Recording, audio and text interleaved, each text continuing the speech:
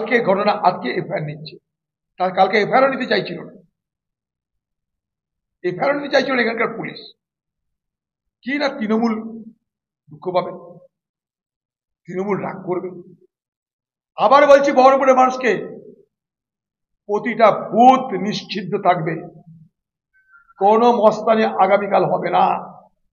তৃণমূল যদি একটা বুথ দখল করে দেখাতে পারে, আমি রাজনীতি করা ছেড়ে দেবো। কালকে কোনো বুথ দখল করতে দেওয়া হবে না।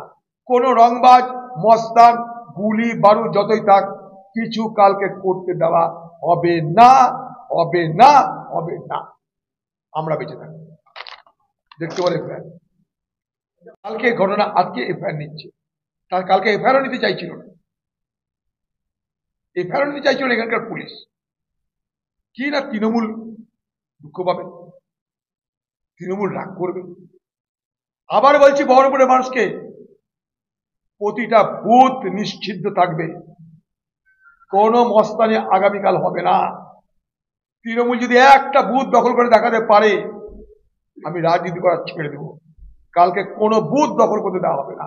কোনো রংবাজ মস্তান গুলি বারুদ যতই থাক, কিছু কালকে করতে দেওয়া হবে না, হবে না, হবে না। আমরা বেঁচে থাকবো, দেখতে পারে।